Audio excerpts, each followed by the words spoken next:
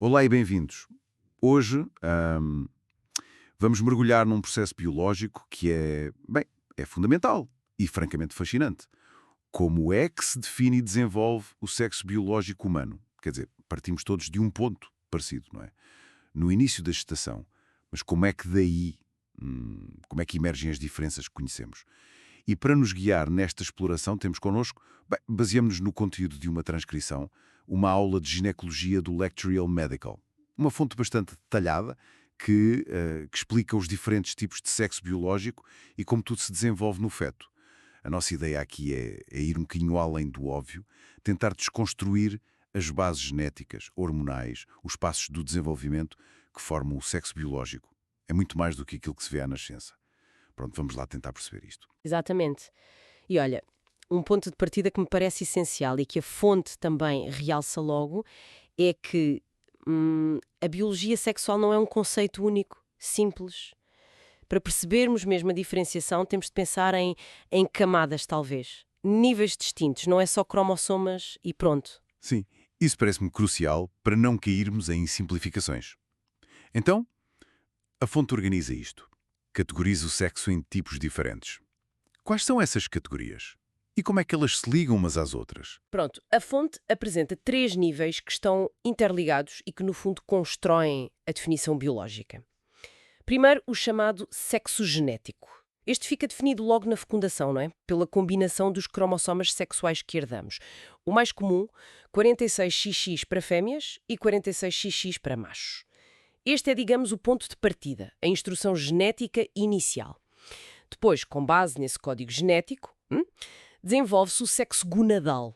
As gónadas são os órgãos primários de reprodução, ou seja, os ovários ou os testículos. A presença do par XX ou XY vai direcionar um grupo de células do embrião, que ao início são iguais, indiferenciadas, a tornarem-se uma coisa ou outra. É aqui que a genética começa a traduzir-se em estrutura física. E, finalmente, temos o sexo fenotípico. Isto é a manifestação física externa do sexo. A aparência dos órgãos genitais, mas não só. Também as características secundárias sexuais que vêm mais tarde na puberdade. Por exemplo, distribuição da gordura, pelos, mamas, essas coisas. E este nível, claro, é muito influenciado pelas hormonas que as gónadas produzem. Portanto, temos uma espécie de cadeia. Genético leva ao gonadal, que leva ao fenotípico. Entendido. Essa sequência genético-gonadal-fenotípico dá uma estrutura clara. Mas a pergunta que salta logo é: como é que essa diferença inicial, o XX versus o XY, como é que isso comanda a formação de órgãos tão diferentes? Ovários e testículos. Parece quase simples demais, não é? Que um cromossoma faça toda a diferença. A fonte deve explicar os mecanismos por trás disto, certo? Os genes envolvidos. Correto! E a chave, como a fonte explica muito bem, está mesmo no cromossoma Y. Especificamente num gene que está lá localizado chamado SRY, a região determinante do sexo no Y. Pensa no SRY como o interruptor principal, aquele que liga a via de desenvolvimento masculina. Quer dizer, quando o cromossoma Y está presente no indivíduo XY, o gene SRY é ativado. E isto acontece num período muito específico do desenvolvimento do embrião. Mas ele não age sozinho, atenção. A sua ativação desencadeia uma cascata de eventos moleculares. O SRY vai ligar outros genes que são importantes para formar os testículos, a fonte até menciona exemplos como o SOX9 e o FGG9. Estes são ativados em células específicas que vão dar origem à estrutura do testículo, como as células de Sertoli. Mas o SRY faz mais do que só ligar os genes masculinos. Ele e os genes que ele ativa também trabalham ativamente para suprimir, para inibir os genes que são chave no desenvolvimento feminino, como os genes WNT4 e RSPO1. Portanto, é uma ação dupla, promove o masculino e ao mesmo tempo inibe o feminino. O resultado disto tudo, a diferenciação das gónadas, que eram indiferenciadas, em testículos. Bem, no cenário XX, como não há cromossoma Y, não há gene SRA. Ponto. Sem o SRA para dar o sinal de partida para aquela cascata masculina, genes como o SOX9 e o FGF9 não recebem o mesmo tipo de ativação para formar testículos. E, por outro lado, os genes da via feminina, como o WNT4 e o RSP1, esses podem expressar-se mais livremente. E são estes que, na ausência do SRA, guiam as gónadas indiferenciadas para se tornarem ovários. O que é fascinante aqui e que a fonte nos ajuda a perceber é como esta diferença num único gene, o SRA, funciona como um ponto de viragem mesmo. A presença ou ausência dele define trajetórias completamente diferentes para as gónadas. Mostra bem o poder que estes genes reguladores mestres têm, não é? Para orquestrar processos biológicos tão complexos. E não é bem que o feminino seja um default, um caminho passivo, não. Ambas as vias são ativamente reguladas por conjuntos diferentes de genes. É impressionante, de facto, como um único interruptor genético pode levar a caminhos tão distintos. Fica claro o papel da genética na formação das gónadas. Mas ok, uma vez formadas ovários ou testículos, como é que elas, as gónadas, comandam o desenvolvimento do resto? Estou a pensar nas estruturas internas, útero, canais deferentes e na genitália externa. Aí que entra, digamos, o segundo ato desta peça. As hormonas. As hormonas que estas gónadas recém-formadas começam a produzir. Vamos começar pelas estruturas internas. É curioso porque todos os embriões, independentemente de serem XX ou XY, começam com dois conjuntos de ductos primitivos. Os ductos de Müller, ou paramesonéfricos, e os ductos de Wolff, ou mesonéfricos. O destino destes ductos, qual deles se desenvolve e qual regride, depende totalmente do ambiente hormonal que as gónadas criam. No desenvolvimento feminino típico, com ovários, XX, os ovários não produzem uma hormona muito importante chamada hormona antimülleriana, ou AMH. Sem AMH, os ductos de Müller têm luz verde para se desenvolverem, e são eles que vão formar as trompas de falópio, o útero e a parte superior da vagina. Ao mesmo tempo, os ductos de Wolff, eles precisam de testosterona para se desenvolverem. Como os ovários produzem muito pouca testosterona nesta fase, os ductos de Wolff não recebem esse estímulo e, degeneram, desaparecem. Agora, no desenvolvimento masculino, XY, com testículos, o cenário hormonal é outro. As células de Sertoli, que são umas células de suporte dentro dos testículos, em formação, começam a produzir AMH. Como o nome sugere, a AMH vai agir especificamente para fazer regredir os ductos de Müller. Acabam por degenerar. Isto impede que se formem um útero ou trompas de falópio. E, simultaneamente, outras células nos testículos, as células de Leydig, que são as fábricas de hormonas, começam a produzir testosterona. E a testosterona, por sua vez, vai estimular os ductos de Wolff. Faz com que eles se desenvolvam e se diferenciem nas estruturas masculinas internas, o epidídimo, os canais deferentes e as vesículas seminais. O corpo começa com os dois planos de canalização interna, por assim dizer. E são as hormonas, ou a falta delas, no caso da AMH, no desenvolvimento feminino, que ditam qual deles segue em frente e qual é desligado. Uma economia biológica, de facto. E em relação à genitália externa, o processo é parecido. O princípio é muito parecido, sim. Começa com estruturas comuns, indiferenciadas, e a diferenciação é guiada por hormonas. No início temos uma estrutura chamada tubérculo genital, depois umas pregas urogenitais e umas pregas labioescrotais. E isto é tudo igual nos embriões XX e XY. A diferença vai surgir outra vez por causa da presença ou ausência de níveis altos de andrógenos, principalmente a testosterona e um derivado dela que é ainda mais potente, a dihidrotestosterona, a DHT. A conversão de testosterona em DHT, que é feita por uma enzima a 5-alfa-redutase, é mesmo crucial aqui. No desenvolvimento feminino, como não há os níveis altos de testosterona e DHT que os testículos produzem, estas estruturas indiferenciadas seguem um caminho específico. O tubérculo genital desenvolve-se e torna-se o clitóris. As pregas urogenitais formam os pequenos lábios e as pregas labioescrotais ficam separadas e formam os grandes lábios, delimitando a abertura da vagina e da uretra. Embora às vezes se diga que este é o caminho padrão ou default, é importante perceber que a ausência de androgénios elevados funciona como o sinal que guia este desenvolvimento. Não é só uma falta de ação, percebes? Já no desenvolvimento masculino, a testosterona que as células de Leydig produzem é convertida em DHT nos tecidos da genitália externa. E é a DHT que impulsiona a masculinização. Sobre a influência da DHT, o tubérculo genital alonga-se bastante para formar o pénis, as pregas urogenitais fundem-se na parte de baixo do pénis para formar a uretra peniana e as pregas labioscrotais também se fundem, na linha média, para formar o escroto, que é a bolsa que depois vai alojar os testículos. Aquela linha visível onde acontece a fusão é a chamada RAF. Se ligarmos isto tudo, vemos uma coreografia impressionante, não é?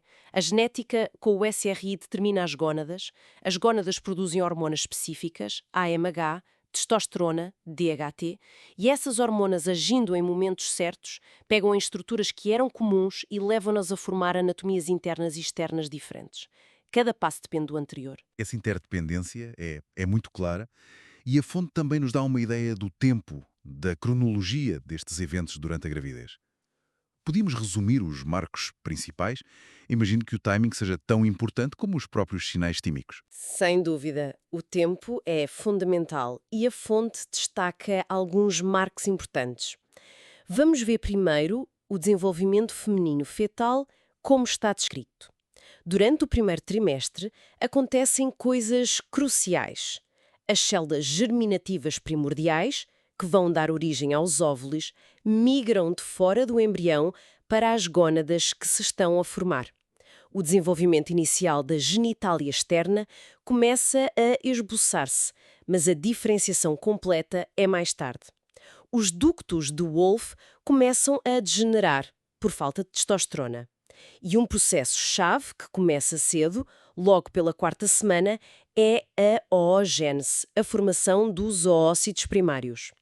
Mais tarde, já para aí pela 20ª semana, que já é segundo trimestre, estes oócitos são envolvidos por células, formando os folículos primordiais.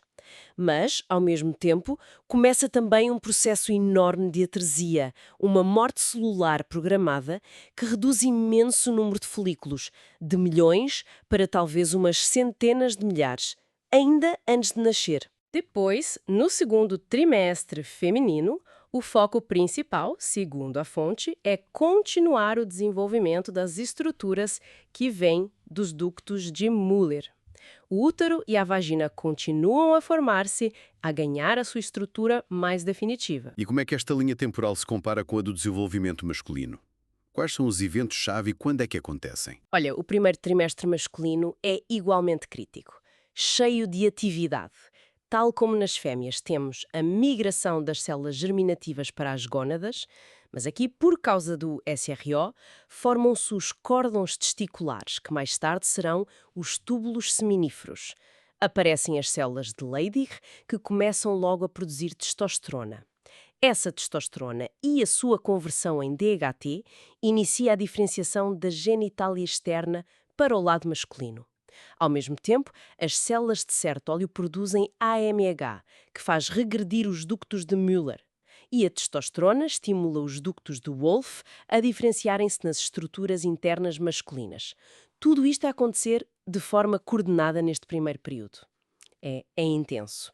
Durante o segundo trimestre masculino, a produção de testosterona continua, claro, alimentando o crescimento da genitália externa, que já se diferenciou, e um evento muito marcante deste período, que a fonte menciona, é a descida dos testículos. Eles formam-se inicialmente dentro do abdômen, mas depois têm de migrar para baixo, pelo canal inguinal, até chegarem ao escroto. Esta migração é um processo complexo e normalmente só se completa mais para o fim da gestação.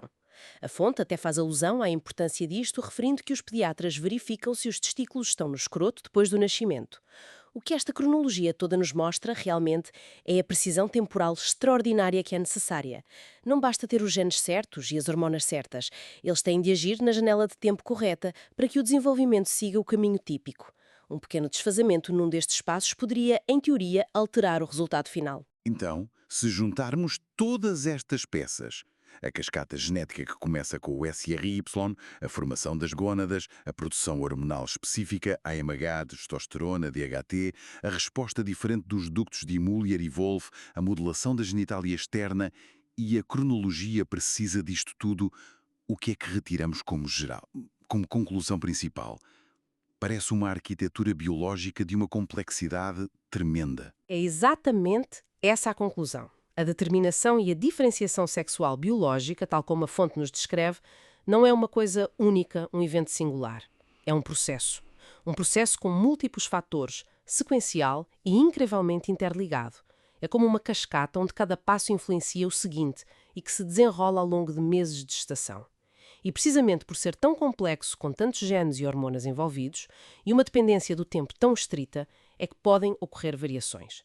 Pequenas alterações em qualquer ponto desta cadeia a nível genético, para além do SRY, claro, no desenvolvimento das gónadas, na quantidade de hormonas, na sensibilidade dos tecidos a essas hormonas ou até no timing dos eventos, tudo isso pode levar a resultados que diferem dos padrões mais comuns, XX, ovários feminino, ou XY, testículos, masculino. A fonte focou-se na via típica, mas a própria descrição da complexidade já nos abre a porta para perceber que a biologia permite um espectro de resultados. É fascinante pensar nessa complexidade e no que isso implica. Vamos só recapitular rapidamente o que exploramos aqui. Com base na nossa fonte, vimos que o sexo biológico pode ser entendido em 3 níveis. Genético, os cromossomos XX ou XY, gonadal, o desenvolvimento de ovários ou testículos, com o SRA, a ser chave para os testículos, e fenotípico, a aparência física resultante, moldada pelas hormonas. As hormonas-chave nisto tudo, a AMH nos machos, para inibir estruturas internas femininas, e a testosterona DHT, essencial para desenvolver estruturas masculinas, internas e externas. Vimos como estruturas que ao início são comuns, como os ductos de Muller e Wolff, e a genitália indiferenciada, são encaminhadas para destinos diferentes por estes sinais hormonais. Tudo dentro de um calendário fetal muito específico. A mensagem central que fica parece ser que a biologia sexual é muito mais do que uma etiqueta binária que se atribui à nascença. É o resultado de um processo de desenvolvimento dinâmico. Uma cascata de eventos biológicos orquestrados com uma precisão notável. Precisamente. E essa compreensão da complexidade levanta uma questão importante, que a fonte implicitamente nos deixa a pensar. Se o processo típico, como o descrevemos, é tão intrincado e depende de tantos fatores a funcionar em harmonia, como é que a biologia acomoda ou explica as variações naturais que nós sabemos que existem no desenvolvimento sexual humano? A fonte deu-nos um mapa do caminho mais comum, mas a própria natureza detalhada desse mapa sugere que podem existir desvios, atalhos, bloqueios, que resultam numa diversidade biológica que é inerente a este processo. É algo que vai para além do que esta aula específica cobriu, mas a questão emerge naturalmente da informação que vimos. É um ponto excelente para ficarmos a pensar e talvez deixe outra questão em aberto para quem nos ouve. Tendo explorado esta cascata de eventos genéticos e hormonais que a fonte descreve, que outros fatores, se calhar não abordados diretamente aqui, como influências ambientais durante a gestação ou mesmo modificações epigenéticas que alteram a forma como os genes são lidos, como é que esses fatores poderiam interagir com estas vias e modular talvez subtilmente o desenvolvimento sexual ao longo da vida? Fica a pergunta no ar. Bem, agradecemos a companhia nesta análise detalhada da biologia da diferenciação sexual. Esperamos que tenha sido uma exploração esclarecedora e, acima de tudo, estimulante. Até uma próxima oportunidade.